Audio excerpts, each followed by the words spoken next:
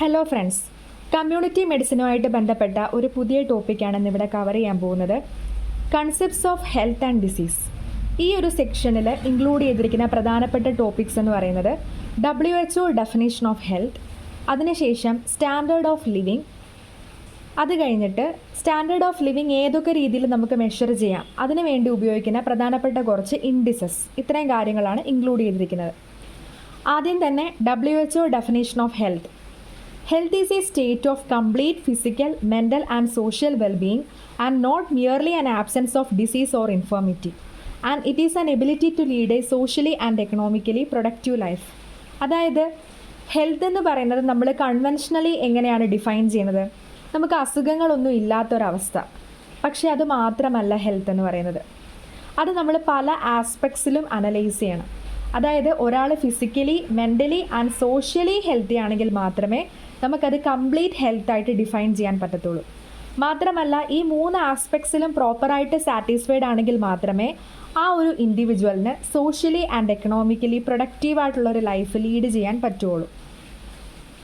ഇനി standard of living, അതായത് നമ്മുടെ ലിവിങ് കണ്ടീഷൻസിൻ്റെ നിലവാരം. ഇതിനെ ഡിപ്പെൻഡ് ചെയ്യുന്ന ഒരുപാട് ഫാക്ടേഴ്സ് ഉണ്ട്. നമ്മുടെ occupation, income, standards of housing, sanitation and nutrition, പിന്നെ level of provision of health care, education and other services. നമുക്കറിയാം നമുക്ക് കിട്ടുന്ന ഒരുപാട് സർവീസസ് ഉണ്ട്.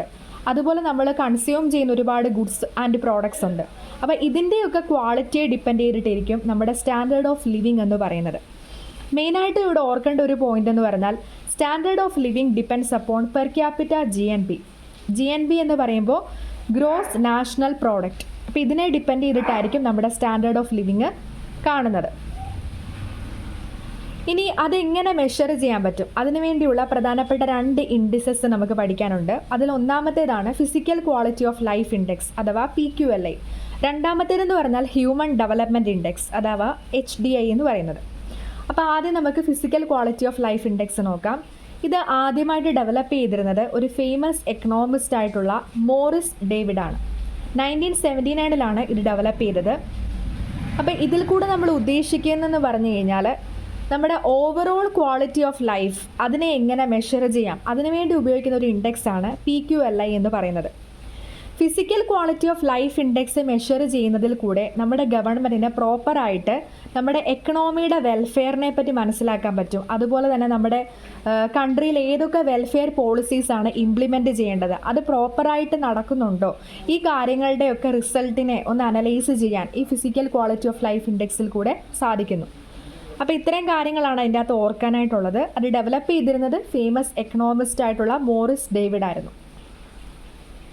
ഇനി PQLI നമുക്ക് എങ്ങനെ മെഷർ ചെയ്യാൻ പറ്റും, അതിന് പ്രധാനമായിട്ട് 3 ഇൻഡിക്കേറ്റേഴ്സാണ് പറയുന്നത്. Life expectancy at 1 year of age, infant mortality rate and literacy rate. ഈ 3 ഫാക്ടേഴ്സിനെ വെച്ചിട്ടാണ് നമ്മൾ PQLI മെഷർ ചെയ്യുന്നത്. Life expectancy at 1 year of age, infant mortality rate and literacy rate. ഇനി റേഞ്ച് ഓഫ് PQLI, നമ്മുടെ ആ ഒരു PQLI മെഷർ ചെയ്യുമ്പോൾ അതിനൊരു റേഞ്ച് ഉണ്ട്. അത് 0 to 100 വരെയാണ് വരുന്നത്. ഇനി നമ്മുടെ ഇന്ത്യയുടെ റാങ്ക് അക്കോർഡിംഗ് ടു 2023 സ്റ്റാറ്റിസ്റ്റിക്സ്, അതനുസരിച്ച് നമ്മുടെ ഇന്ത്യയുടെ റാങ്ക് എന്ന് പറയുന്നത് 54th ആണ്. അപ്പോൾ ഇത്രയും കാര്യങ്ങളാണ് PQLI പറ്റി ഓർത്തിരിക്കേണ്ടത്. ഇനി രണ്ടാമത്തെ ഇൻഡെക്സാണ് ഹ്യൂമൻ ഡെവലപ്മെൻറ്റ് ഇൻഡെക്സ് എന്ന് പറയുന്നത്. അപ്പോൾ എന്താണ് ഹ്യൂമൻ ഡെവലപ്മെൻറ്റ് ഇൻഡെക്സ്?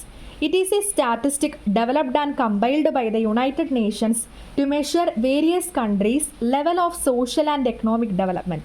അപ്പോൾ ഇത് ഡെവലപ്പ് ചെയ്തിരുന്നത് യുണൈറ്റഡ് നേഷൻസ് ആണ്, UN ആണ് ഇത് ഡെവലപ്പ് ചെയ്തത്. അപ്പോൾ ഇത് ഡെവലപ്പ് ചെയ്യാനുള്ള ഉദ്ദേശം എന്ന് പറഞ്ഞാൽ നമ്മുടെ സോഷ്യൽ ആൻഡ് എക്കണോമിക് ഡെവലപ്മെൻറ്റിനെ പറ്റി മെഷർ ചെയ്യുക. അതുപോലെ തന്നെ അത് പല കൺട്രീസിൻ്റെ മെഷർ ചെയ്യുക, അതിനെ കമ്പയർ ചെയ്യുക. അതിന് വേണ്ടിയിട്ട് ഉപയോഗിക്കുന്ന ഒരു ഇൻഡെക്സാണ് ഹ്യൂമൻ ഡെവലപ്മെൻറ്റ് ഇൻഡെക്സ്.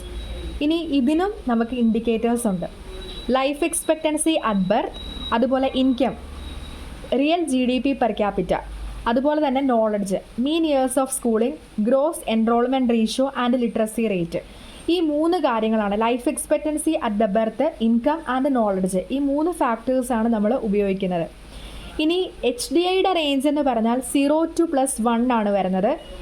അതിൽ വാല്യൂ ഓഫ് ഇന്ത്യ എന്ന് പറയുന്നത് 0.633 ആണ് വരുന്നത്. പിന്നെ നമ്മുടെ ഇന്ത്യയുടെ റാങ്ക് 2023-24 സ്റ്റാറ്റിസ്റ്റിക്സ് അനുസരിച്ച് 134 ആണ്. 193 രാജ്യങ്ങളെ വെച്ച് നോക്കുമ്പോൾ നമ്മുടെ ഇന്ത്യയുടെ റാങ്ക് എന്ന് പറയുന്നത് 134 ആണ്. ഇനി 2023-24 ഹ്യൂമൻ ഡെവലപ്മെൻറ്റ് റിപ്പോർട്ടിനെ ടൈറ്റിൽ ചെയ്തിരുന്നത് എന്താണെന്ന് നോക്കാം. അതിൻ്റെ ഒരു ടൈറ്റിൽ എന്ന് പറയുന്നത് breaking the gridlock, reimagining cooperation in a polarised world. ഇതാണ് അതിൻ്റെ ഒരു ടൈറ്റിലായിട്ട് പറഞ്ഞിരിക്കുന്നത്. അപ്പോൾ ഇത്രയും കാര്യങ്ങളാണ് നമ്മൾ ഈ ഒരു ടോപ്പിക്കിൽ കവർ ചെയ്യുന്നത്.